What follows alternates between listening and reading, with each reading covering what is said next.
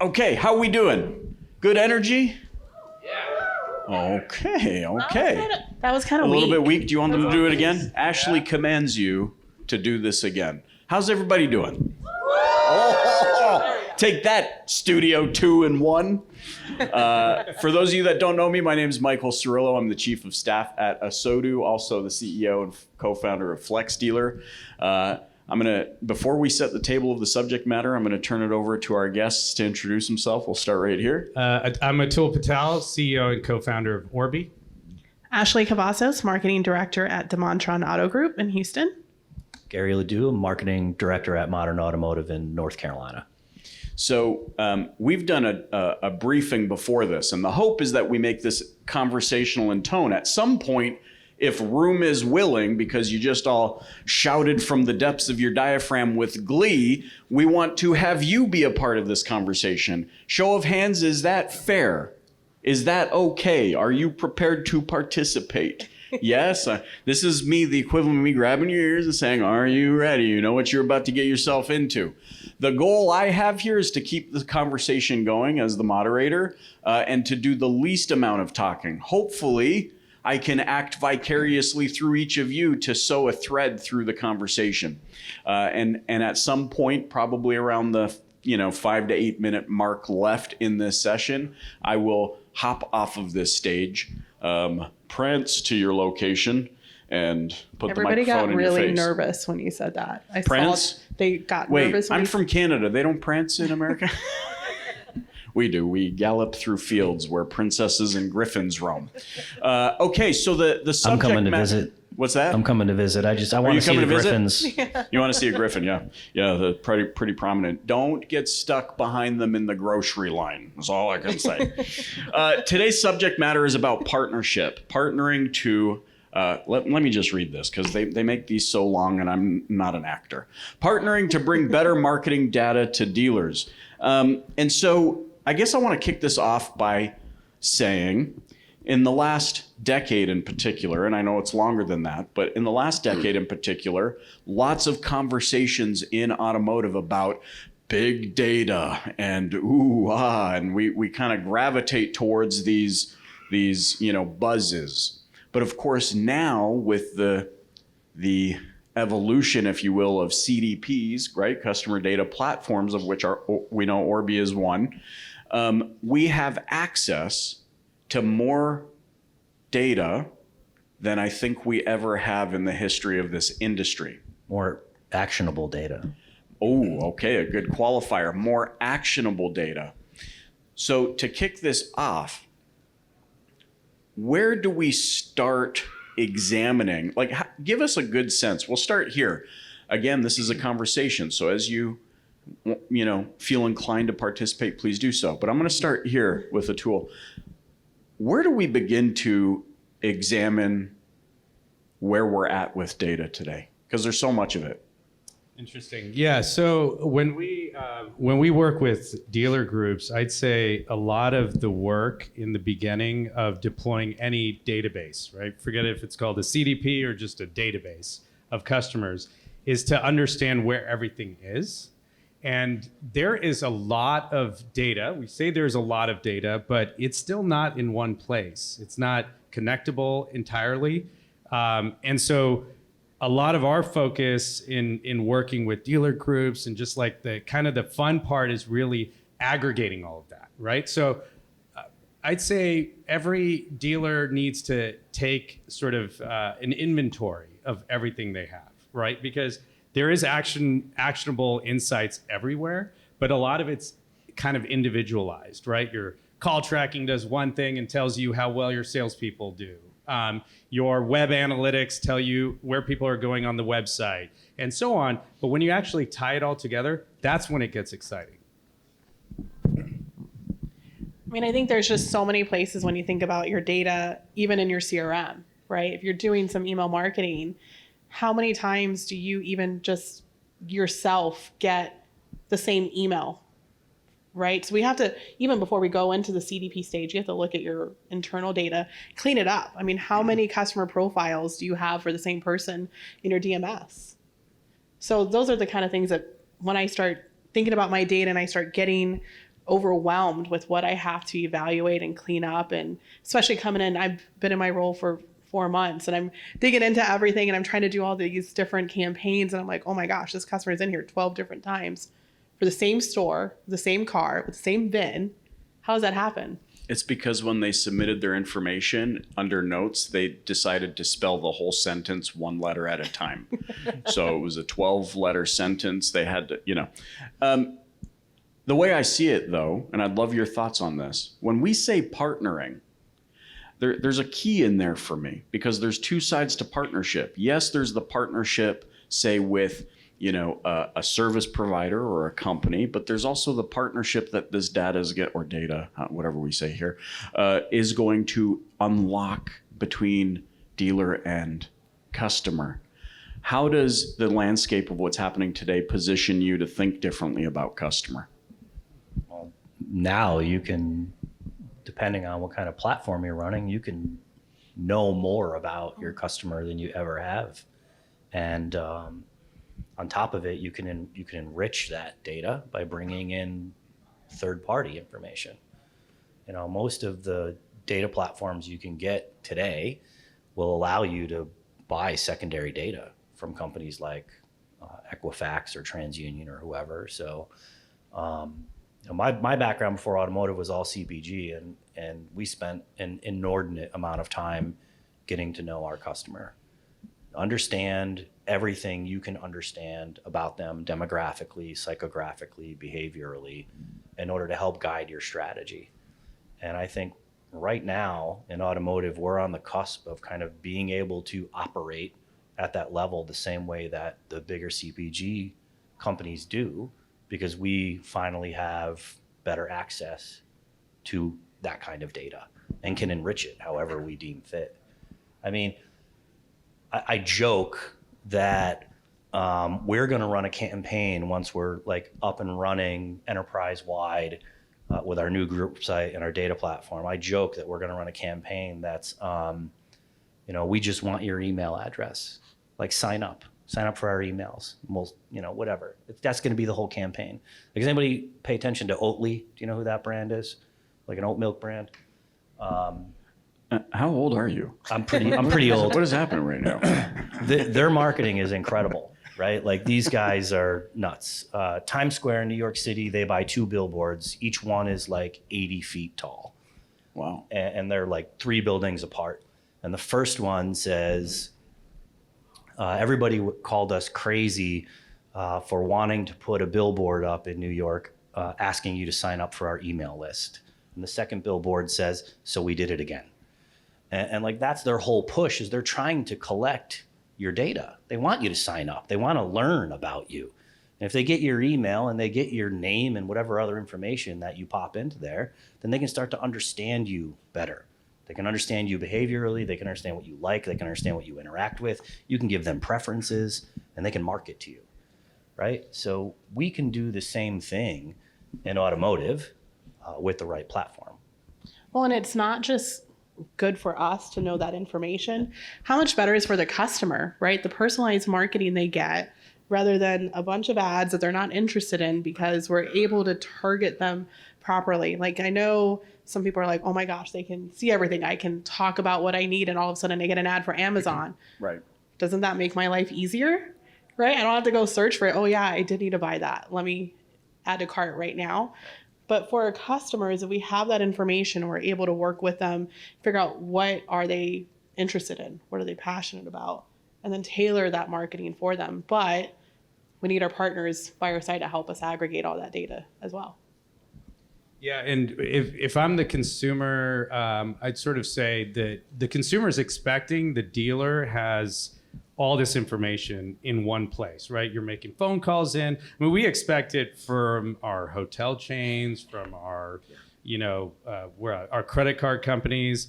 And yet I think that, when we think about a single view of that customer, the CRM, most of it is in the notes, right? How many love the notes field, right? That's where everything goes. And sometimes it's structured, sometimes it's not. It's probably a gold mine of parsable data. But if you're a salesperson or a desk person who's receiving that call, you're not going to sift through notes and look for that information.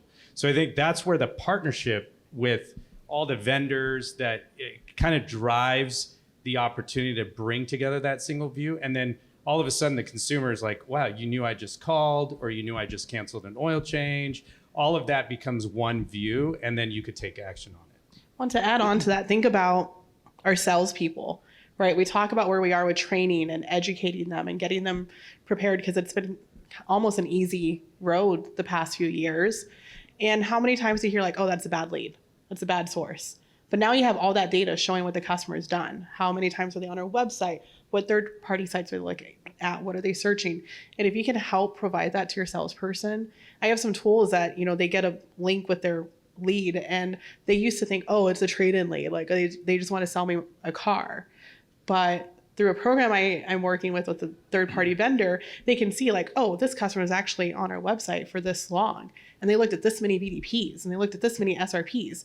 And now the salesperson feels empowered, and they feel equipped to actually follow up with that customer and actually turn it into something, engage with them and set an appointment and sell them a car.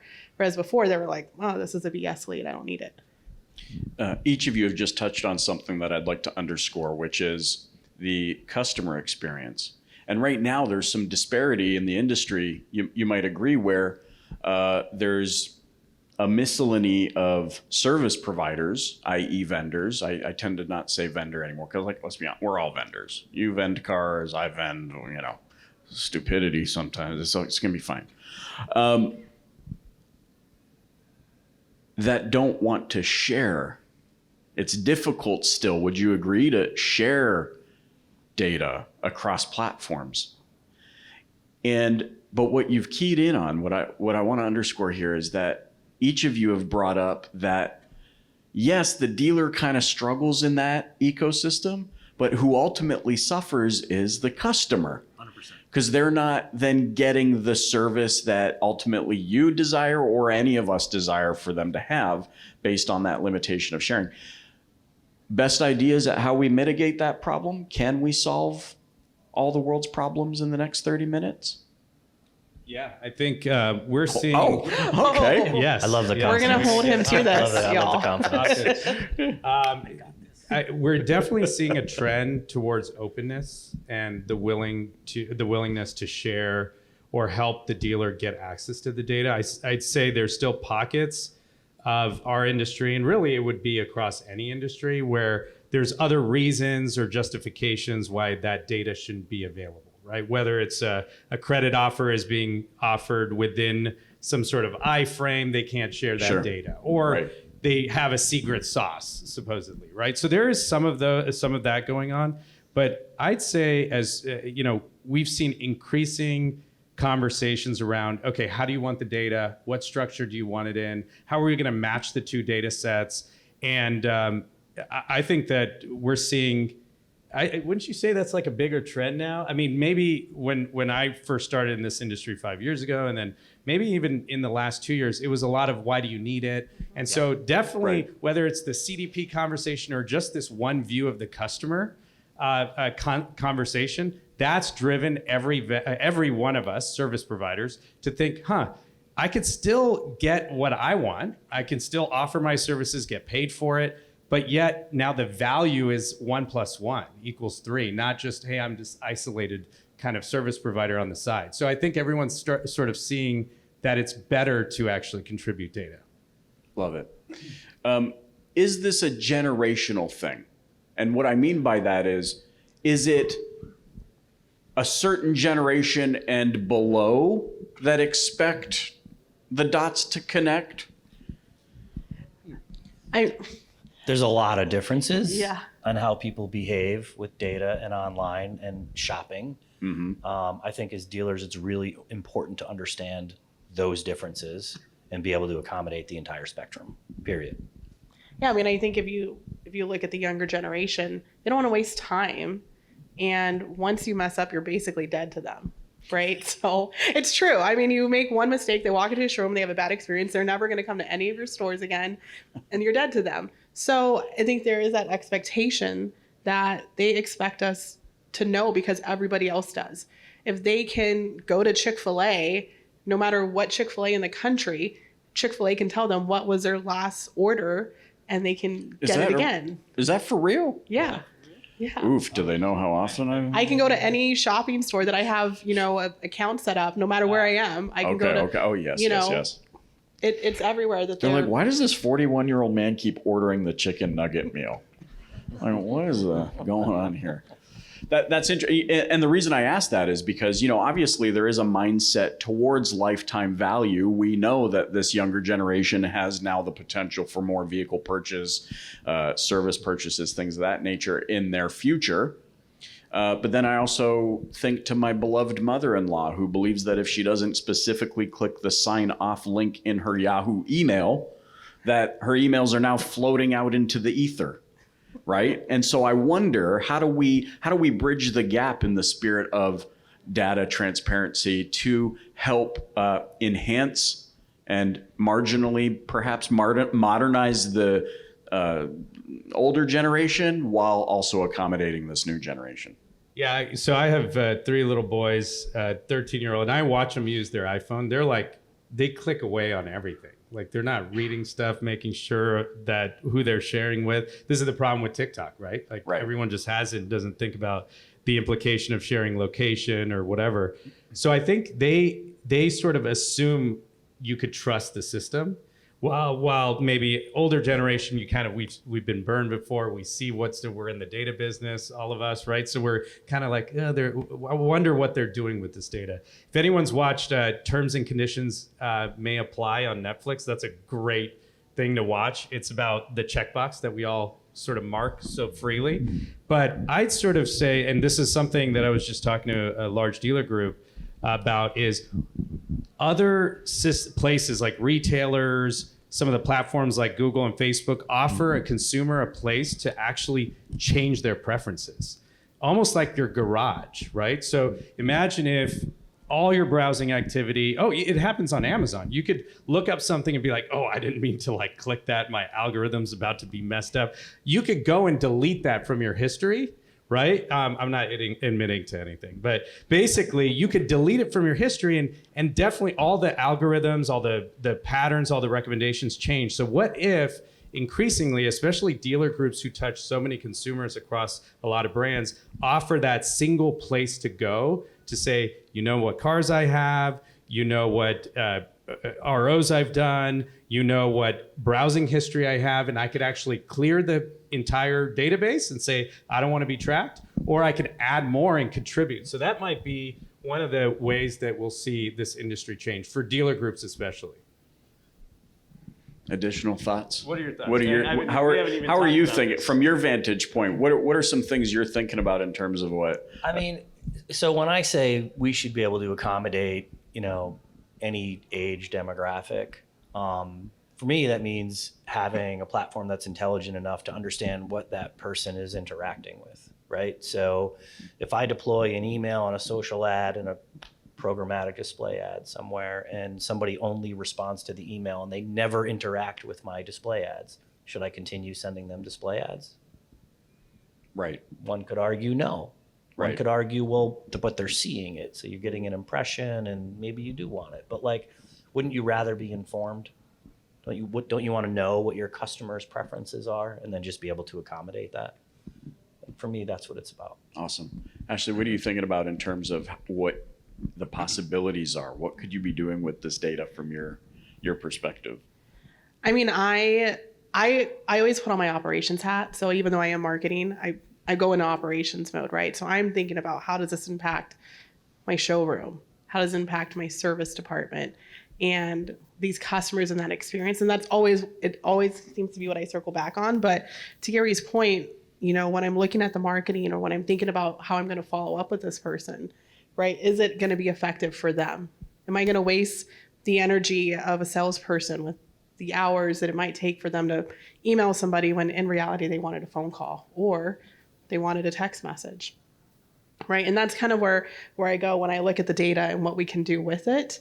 And then how do we educate our employees to utilize that as well? Because that's the other bridge of this, is we can do all the marketing we want and drive that customer in, but then what's happening once that customer hits our showroom or once they walk into our service drive?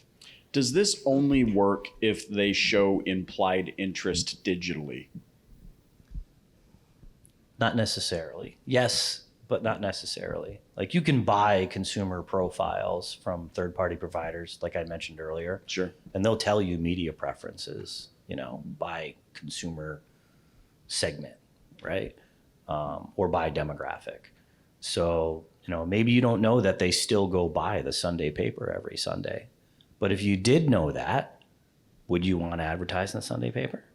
They're like, nobody's like, no, we don't do print anymore. And I'm like, well, but what if you knew 10% of your consumer base was over a certain age and 90% of those people read the Sunday paper every Sunday? You'd probably change your mind, right? I would. Like, to me, that's what it's, understand as much about your consumer as possible. Even looking at last night, I mean, how many people were in the FanDuel room watching football, right? What are you doing on TV? So I love how this has kind of come full circle, because who's been on the joyride of never do traditional advertising ever? Digital is the only way. So I'm the only one? Cool. Hold on. Note to self. You were It's the hard, extremist. Note to self, everyone in here is a liar. it's hard for me because I grew up in radio. So my family owns radios and TV But stations. just not any radio. Come on, spill the beans. Who's your family friend? I'm Jelly. I grew up knowing Selena. I'm from Corpus Christi. And so we really help, that boost that career. But I see the power of radio firsthand. And so when you talk about traditional, I know it's still effective. I know where the waves are, right? So I do have that advantage. But to your point, we were hearing like, no more traditional, no more traditional. Well, I can have one of my stations at a dealership and they're going to draw a crowd. So I love it. I love it too. Because guys, I do a podcast. I have for the last decade, right? It did a thing. Okay. It's been fun. I love how people go, no, we'd never listen to radio. Oh, but this one's online. I'll listen to that one. It's like, come on, shut up. You're still listening to radio. Why are we, getting all semantic about how we're consuming things? I want to ask you then, what's been, as you've embarked in building out your CDP platform, what's been the kind of biggest aha moment about what we're talking about here? Like, oh, people are still, we know with 95% certainty or greater that people are still actually using that medium or consuming there or interested there. Has there been any aha moments that have just dispelled that myth? I'd say that the journeys that once you compile all this data into one place, you do start seeing sort of previous decisions, let's say, of the salesperson saying, hey, this is a bad lead. It's actually a bad lead at the time, right? They filled out a form. Even the younger people may fill out the form because they passively did it, but they didn't mean to get on the phone with someone right away. So they say, I'm not interested right now. I do that. I'm guilty of that. So if it's marked dead lead, but then they're still shopping, maybe there's another channel to approach them on, something that isn't sort of real time, that I don't need you to pick up the phone or respond to a text right away. I could leave that communication open, right? So I'd say as we start embarking on this sort of consolidation of data, salespeople, the floor, like even the automation around marketing will benefit off of kind of demystifying some of the signals that were misunderstood. So once you see it all in one single stream, you could actually get that. And then I'd say another thing is another aha moment that we've had recently, which is, well, you can actually now syndicate all of these findings to agencies, to other tech systems. So we're talking about a lot of taking data, but imagine the chat window that pops up now is checking the CDP or the engine saying, what should I say to this person, right? And you could actually look at that entire timeline and predict what would be the best thing to say to get that reaction from them. So I think pushing data out is going to be equally important. This almost sounds AI as well. AI-E-I-E-I-O. That's where we're going. We're all singing now.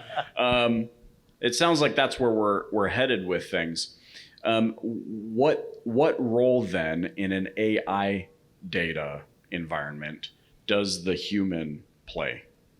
I'll take a quick stab at it because I just had one of our dealer groups ask their chat provider for an entire transcript dump, is to actually model how the AI should talk, right? Because one dealership might use a more aggressive sales pitch. They're selling trucks or something to a different kind of demographics. Another one is softer because they're selling to sort of a younger crowd. So maybe you're using different language. And so imagine saying these people reacted positively to these messages, these didn't. Okay, now model after this, right? And use this pattern for the next best action or how I should speak to them. That's how this is going to apply, I feel, is that the humans are actually, we all are. I mean, in fact, all of this generative stuff is based on what we typed into places in the beginning, right? So, yeah. Yeah, I mean, I think that with the AI piece, there's so, like, why are we going to spend all of this time and effort ourselves if we can utilize the AI? I think we get a little apprehensive sometimes, like AI is going to take our job. No, just be smart about it, utilize it to your advantage, and take the data. Obviously, you still have to kind of check it, right? Like there is some kind of, you know, got to make sure you're inspecting what you want it to do, but utilize that, let it scour your chat transcripts and figure out how should I tailor that conversation. And that would be huge if I knew I could have the output based on all the CDP data, personalize that experience to my customer and enhance the conversion rate. I mean, my opinion with how we use AI is pretty limited because we haven't really dove deep into it, right? I think something like a CDP will drive more demand for content and creative, and not just the ads you're serving, but creating a whole customer journey. So that ad is going to bring you somewhere.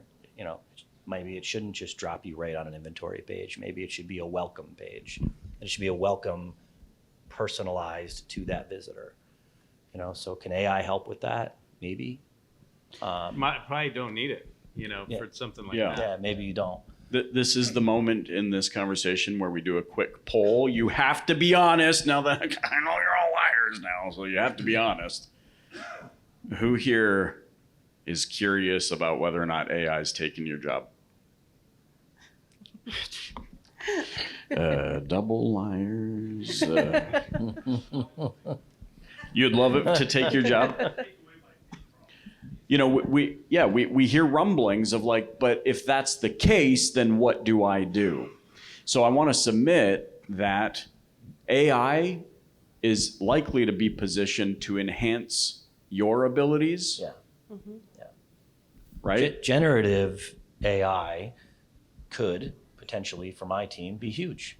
You know, Right. if we used like a DALL-E or a Mid-Journey, we could create piles of ads at the click of a button. You can preload your brand guideline and understand the prompts, and boom, you've got 100 examples of what would have taken an agency or your internal people hours to create. Right. Though I would say Orbi is not an AI yet, right?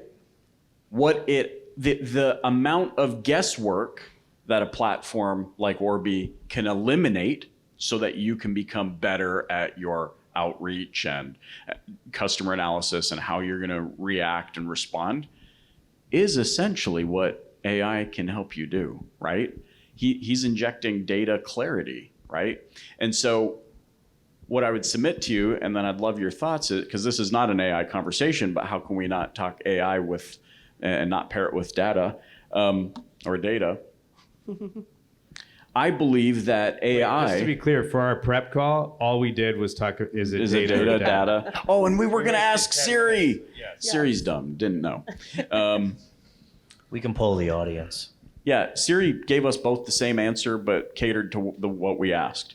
It was like, oh, you said data, so it's data for you. But he said data, it's data for him. We're like, Siri was like, get out of here. you're from Canada. We have an expectation. Yeah, it's data. It's data.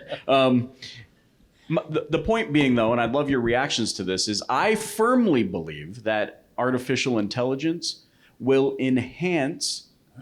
make more valuable work that requires a soul. And it will mitigate and or streamline anything that really did not require your best attention and focus, like analyzing, right? What do I need to waste a whole 8-hour shift now? And oh, cool, we've got all these vehicles doing this, and we have all these customers interested in this. I don't have to sit there and be like, okay, got another scorecard meeting, we're analyzing. Shut up. It's like, I don't have to do that anymore. What I do have to do is know how to be an awesome human being and use that to deepen the relationship. Well, and I have a poll for the room. If I Pull So, away. who wishes That they sounded could weird. clone themselves or needs more staff on their team to help them? And what if you could have AI help you with that? Right? Like, that's how we have to think about it. It's not replacing our job. It's how can we use it, because it's so hard to hire, and also getting them to stick around, train them to know what we know, if we can utilize the AI in our favor that way. Let me shift gears a little bit. Please. So, we know that there's AI programs being launched by different companies, right? Microsoft has Copilot with OpenAI. Google has Duet. Apple hasn't really gotten there, but they will. I heard they're spending millions a day training data sets just to catch up. So let's talk about data protection for dealerships, because if, say, I was using a service provider that is sort of using all the data across the whole industry inside of their modeling. Now, all of a sudden, not just like it's speaking not exactly like my culture or the way my salespeople have been trained, but it's actually using, I'm as a dealer, I could be benefiting from the whole industry. But if I'm the dealership that data came from, I don't want to teach the model that every other competitor of mine is using. So when you think about first-party data and collecting all this data, you almost want to protect it from being used in these ways, right? Being used not just for AI, but it could be for benchmarking reasons or whatnot. You want to actually ingest it, centralize it, and then protect it. And that's a big part of something that I think AI, like Microsoft's not going to let Google just crawl everything, right? Right. So I think that's an important piece of just getting ready for 5 years from now or 10 years from now when this thing is bigger. You want to actually make sure you're locking down where your data is leaking. Interesting. I want to bounce off of that one and pivot slightly. We've talked about the first equation here. We've got about 12 minutes left. We've talked about the first equation, which is partnership between dealer and customer. Let's talk a little bit about partnership between dealer and service provider. What are we doing today to deepen relationships? From your vantage point, where I know your phone's just a ringing day in and day out. What is it that you're looking for that helps you build the level of partnership your group needs to do what it needs to do? I mean, I think Liza hit on it earlier this morning, but understanding what my problems are, right? Do you know what my problems are, and are you bringing me solutions? Those to me, and I've had actually a few people come up to me today, and they're like, how do we market to dealers? How do we get a hold of you? Like, it's not cold calling. Cold calling doesn't work anymore. Stopping in my dealership isn't going to work, but referrals and building those relationships, I think that's the key part of it. And when it comes to what we're doing between dealer and vendor partner or service provider, it's really getting in together, and my problem becomes your problem, and we want to solve it together. And I'm sure if we solve it together, we're probably going to solve it for many other people. But I have to put it back on the dealers too, because we have to be open to working together. And a lot of times they're like, I don't need to help you. Like, I'm paying you for a service. Right. But they don't know. They're not in the trenches with us every day. They're not on the front line. So how can they make things better for us if we're not talking to them? You said it for me. Thanks. No, just kidding. Yeah, I'd say organic, or like the organic relationship goes a long way, right? Versus here's what we sell, here's what the product does, take it or leave it, this is how much it is a month, versus, hey, let's actually just get there together over the course of time. So, pricing models have to change. Typically, it's like per rooftop, but now we've sort of changed our mentality of that to be more of like, what slice of this sort of layer are we getting to? And maybe we start with a little bit and we earn our way up. And that organic, I think that kind of fits what you're saying, which is it's got to be a kind of a symbiotic relationship where we're kind of learning about each other, the vendor and the dealer. How do you feel about that? I mean, You're either excited or enraged. I can't tell yet. neither. Neutral. I would have never No, not gone even for neutral. I mean, I agree with everything they've said. Like, we tend to be pretty judicious about whatever provider we pick. And our philosophy is always to test first anyways. Sure. And he does. I mean, he'll put 10 vendors right up against each other. Yes. I love it. It's good. Do you? How do you control that test? Because I mean, let's be honest. One of the things that we've seen historically is we don't document our thesis for which we're trying to accomplish or the outcome, and then we stack up, vendor after vendor after vendor, none of which have clearly articulated what they're trying to do, and then you're like, no, they all suck. I'm not saying you, I'm saying generally speaking. And then everyone's upset at the end. And in some way, I think that stoked the flame of this internal vendor and dealer, right? I mean, you have to look at everything. It's not just, who's giving me the lowest cost per lead? Right. Who's got the best click-through rate? Like, yes, you need to look at those kinds of things. But you also have to look at, are they bringing thinking to the table? Right? Right. I mean, so many times we're stuck in the 30-day cycle, right? All new offers came out, update everything, get it cranking. Hey, how's the store doing? Well, mid-month, we need help with this. Like, you just get into that grind that it keeps you from actually sitting and thinking strategically. How do you break the 30-day cycle? Is it possible? We just try to have conversations, with our providers and internally with our own team. And, to me, like, if your service providers aren't bringing ideas to the table, aren't bringing strategic thinking to the table, then you're missing out. A provider should enhance your team, not make it harder for your team. Another big thing at least with me personally, is agility. If it's 10 days to go in the month and a store is trying to accomplish something, it's not working. How do we get in, change things, and make it work so that those last 10 days are really important, right? If you don't have people who can act agilely with you in that journey, then to me, that's kind of an issue.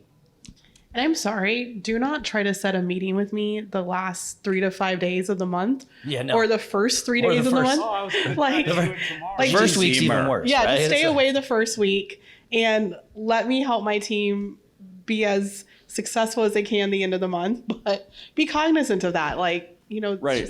But I can't help but think, okay, well, we started talking about the sheer quantity of data and the possibilities that are being developed and deployed. But now we've kind of gone to the 1840s where now this partnership between vendor and dealer, and we're like, well, what are you doing? We're still guessing here. You said cold calling. What can we do to mitigate? Like, we can't all just be at conferences all of the time to get to know each other. We have to do it cleverly. And if cold calling is dead, what do we do? bring us solutions, right? Like it's, Well, I'm it's asking data. you for the solution. No, but I mean, you have clients and they're probably doing some pretty successful things. Sure. So share with us a little bit about that, or be my eyes. I can't see everything. I am a one-person team with my agency, right? I cannot have my eyes everywhere, but you can probably see something that I won't. Interesting. Yep. And bring that to me and just point it out and like, hey, I'm not going to try to sell you here, but I do see a problem that I might be able to help you with that you may not be aware of. Love it. One thing we're seeing that works is just being integrated, being more connected with other providers and tying our systems together, because then you can diversify, right? If we integrate with a partner and they have 500 dealerships, now that's kind of opening up a new thing. You see press releases and announcements from Orbi all the time, and those integrations are meant to kind of get dealers to think, oh, wait, these two providers work together? I should call one or the other. And I think everyone benefits on either side. But even another thing I sort of wanted to mention to Gary's thoughts earlier, I'm going to share a little bit of our dynamics, if you don't mind, is it an embarrassing story? for me, yeah. Yeah, No, okay. just kidding. No, It no, must it's contain embarrassment. one thing that we pride ourselves, or I pride myself in, is still being kept honest and checked and balanced along the way. So Gary's always like, we're never like really safe with Gary. Like he'll be like, oh, what I mean, about you left me guessing here. I thought a chair was going to flip at one point. That is simply not true. No, but some dynamic is not. I don't mean like you're on the chopping block right. every 30 Right, days. sure. But you can't. It's like it's being kept on your toes in a good way. Like, Right. hey, this other system does this. Have you guys thought about that? Sure. And then you also aren't just able to BS your way through it because he's doing enough research to know what's real and not. Sure. So I'd say as a provider, constantly evolving is kind of what used to be kind of talked about of Orbi, like, oh, we do so many things and stuff. But I think it's because clients take us in different directions and we're open to that learning. And I'd say that's an important piece that dealers shouldn't be afraid. Like there is that weird relationship where you might not want to give the feedback because it feels like you're canceling or something. Sure. And then, and I think that's what has worked with, Modern and working with Gary for us. It's Awesome. evolved our product a lot. You hit something though that I want to touch on, and that is the integration part, right? And it kind of brings us back to what we talked about earlier with the customer experience. But that is one thing I'm always asking about is what is your integration? Especially if we're doing some type of marketing or outbound activity. My customers do not need another separate email address or another phone number that says that they're us, but it's another form of communication coming at them because now they're like, okay, well, I've got this email address that's coming from the dealership and I've got this email address and this one's giving me this. So if you integrate it, if you can help make that into one form of communication the customers are hearing from you on, it's huge. We're winding down. We've got about 3 minutes left. I promised you I would make you part of this. How many people have been nervous and wondering when this would happen? Flippin' liar, dude. I don't know why anybody's here. You've been wondering. I'm still nervous. Yeah. So we want to turn this over just in the last few minutes that we have. Who has questions for our panel? Maybe something you're thinking about, something that you heard today that has inspired you in the context of your circumstances, and you're not afraid to talk into a microphone. I feel like you need the Price is Right music going right now. And the lights are so bright that we Sure. can't see your face. Yeah, anyway, sure, so. yeah, I know. It's like we're staring at silhouettes up there. Name, where you're from, dealership, and question or comment. Nathaniel Greglick, Mohawk Auto Group, upstate New York. Comment about the vendors saying, what can we do? Add value. So don't just hit my DM on LinkedIn and say, hey, I have this awesome product that does this for you. Set up a meeting. Or I get an email that says, hey, I have this product. Let's set up a meeting. Or you can say, hey, I've noticed this in your area. Have you ever thought about this? Become a thought leader and bring value to the dealer rather than just trying to pitch your product. It's the same thing with social media. That's why I can kind of relate. Because if I'm going to a customer every single day and saying, hey, buy this vehicle, hey, buy this vehicle, hey, buy this vehicle, eventually they're gonna be like, stop telling me to buy this vehicle. What else do you bring me?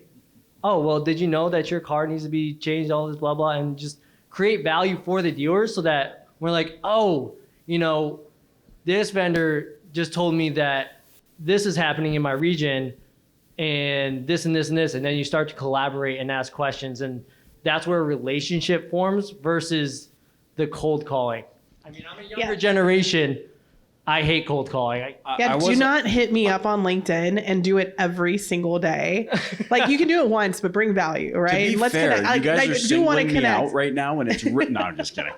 I do want to connect on LinkedIn with you, but I don't need a message every single day. But I do start with "Hello, dear." Okay, I feel like that's a solid insider. I'm kidding. That's great. Share value, and I'm again, show of hands. Who's on the service side of this industry? The allied industry partner, non-dealer. Okay, who here is not a dealership? I just learned to speak English. Okay, so that is we don't have CDPs on the service side yet, right? Really, that we're integrating with. put that bee in your bonnet that's a data point. That is a data point that we just got live feedback on from our panel, from Nathaniel, right? That's a key data point. And if you're not paying attention, bold statement of the day, be prepared to lose in the coming days. Final thoughts from the panel. We'll start with the tool and we'll work our way through.